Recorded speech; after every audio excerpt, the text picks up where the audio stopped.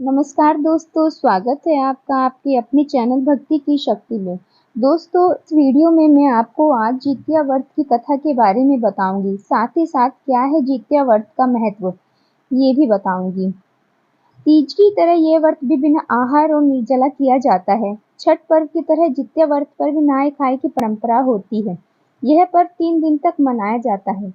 सप्तमी तिथि को नहाय खाए के बाद अष्टमी तिथि को महिलाएं बच्चों की सुख व समृद्धि की निर्जला व्रत रखती हैं। इसके बाद नवमी तिथि यानी अगले दिन व्रत का पारण किया जाता है।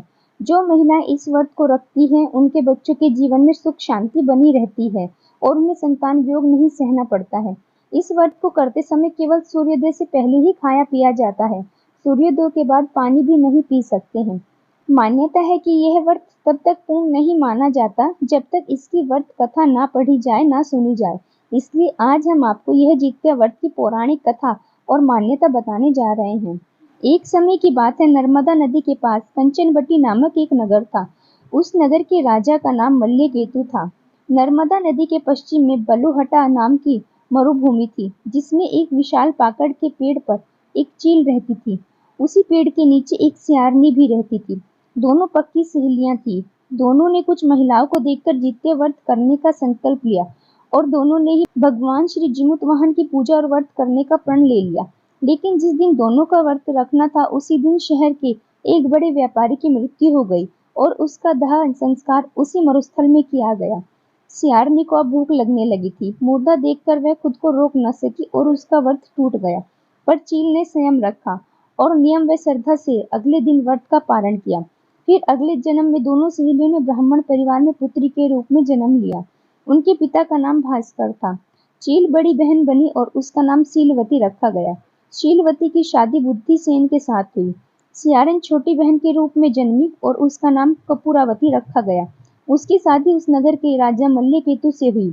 अब कपूरावती कंचनबटी नगर की रानी बन गई। भगवान जिमुतवाहन के आशीर्वाद से शीलवती के 7 बेटे हुए, पर कपूरावती के सभी बच्चे जन्म लेते ही मर जाते थे।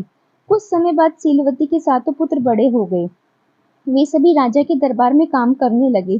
कपूरावती के मन में उन्हें देख ईर्ष्या की भावना आ गई। उसने राजा से कहकर सभी बेटों के सर काटवा दिए। उन्हें 7 नए बर्तन मंगवाकर उसमें रख दिए और लाल कपड़े से ढककर शीलवती के पास भिजवा दिए। यह देख भगवान जिमुतवाहन ने मिट्टी से 7 भाइयों के सर बनाए और सभी के सर को उसके धड़ से जोड़कर उन पर अमृत छिड़क दिया। इससे उनमें जान आ गई। 7 युवक जिंदा हो गए और घर लौट गए। जो कटे सर रानी ने भेजे थे, वे फल बन गए। दूसरी ओर रानी कपूरावती बुद्धिसेन के घर से सूचना पाने को व्याकुल थी। पर जब काफी देर तक कपूरावती को कोई भी सूचना नहीं मिली, तो वह स्वयं अपनी बड़ी बहन के घर गई। वहां उसने सबको जिंदा देखकर वह सन्न रह गई और बेहोश हो गई। जब उसे होश आया तो बहन को उसने सारी बात बताई। अब उसे अपनी गलती पर पछतावा हो रहा था। भगवान जिमुतवाहन की कृपा से शीलवती को पूर्व जन्म की बातें याद आ गई। वह कपूरावती को लेकर पाकड़ के पेड़ के पास गई और उसे सारी बात बताई। कपूरावती बेहोश हो गई और वहीं मर गई। जब राजा को इसकी खबर मिली, तो उन्होंने उसी जगह पर जाकर पाकड़ के पेड़ के नीचे कपूरवती का दाह संस्कार किया। दोस्तों, अगर आपको मेरी यह कहानी पसंद आई हो, तो आप मेरी वीडियो को लाइक करना, साथ ही साथ आप मेरे इस चैनल को सब्सक्राइब करना ना भूलें। धन्यवाद।